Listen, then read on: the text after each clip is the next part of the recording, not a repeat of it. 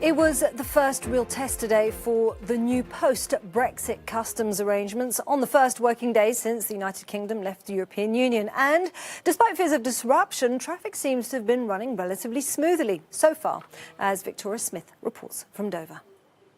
Well, the end of the first day of the first working week of the new year, and things have been relatively quiet.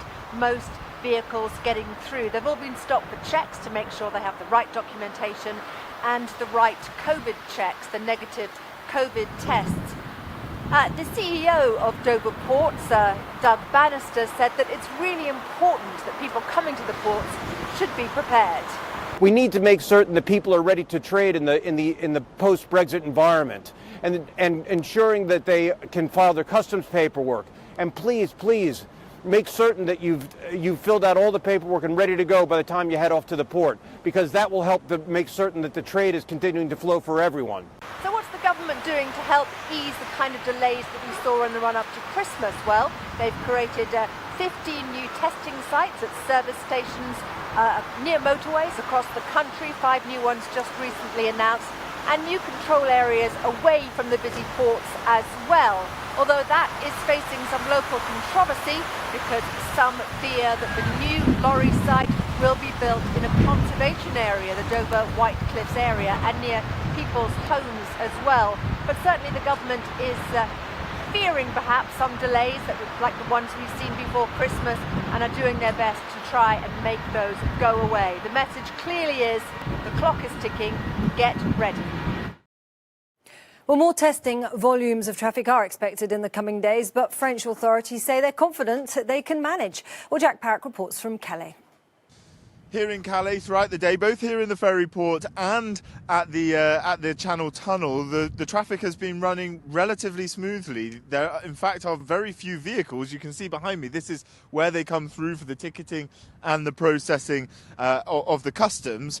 Now, there are new measures. When trucks come off the boat from the UK, if they have animals on them, or if they have food products, they then need to go through into an orange lane and not the green lanes. But predominantly most of the traffic, as long as they've got this online registration, will just go through. Now, the port of Calais, the officials here have been saying that they're absolutely prepared for it. They've had 4 years to prepare, and that this is entirely expected that it's running smoothly. We have been thinking what we have to do since 3 years.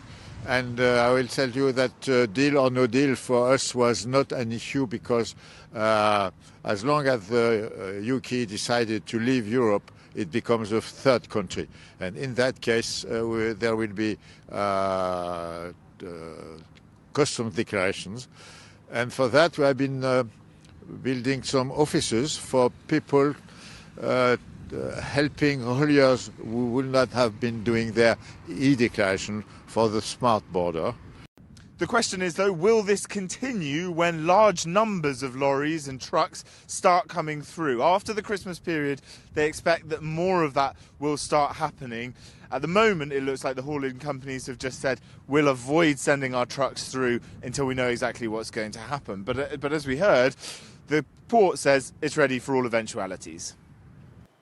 Well, for more on cross-channel traffic on the first working day since the UK left the EU, I'm joined by Rod McKenzie, who is Policy Director at the Road Haulage Association. Well, good evening to you. Many thanks for joining us on the programme. Well, as we were just hearing from Jack there, things seem to be relatively quiet. A pleasant surprise in some respects for you, or was it to be expected that cross-channel traffic should go relatively well? I think it's to be expected, Isabel. I mean, what people clearly did before Christmas was to build up stockpiles. And that's normal logistics business. It's what you would do to prepare for a bump in the road. What we don't know, as your correspondents have been saying, is what the bumps will be like, how big they'll be, and how long they'll go on for. We're getting sort of initial reports of some difficulties, ranging from failed COVID tests of a small handful of drivers to some people being turned back because they hadn't got the right paperwork from the UK end. So that's on very small volumes of traffic. When the traffic volumes increase, as they're likely to do as the week goes on, and certainly next week, then that will be the real test about those bumps in the road. OK, so then if we do look ahead to the days, weeks ahead and these small problems that have already been encountered, do you think these could become major obstacles, or do you think this can be smoothed out relatively easy if one knows what to expect? Well, there'll certainly be bumps. As I say, it's very difficult to tell how big those bumps will be and how long they'll go on for. I think it's pretty likely that if you are a trader and you've made a mistake on some of your form filling and you get turned back, you will learn from your mistakes and you'll do the forms better next time. But there are some other complications. For example, these forms that people have to fill in are very onerous, lots of red tape. And to do that, you probably need a customs agent. And there simply aren't enough customs agents around to do the work.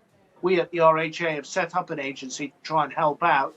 But many, many more customs agents are needed to help people prepare for this new and much more rigorous border arrangement that they're facing.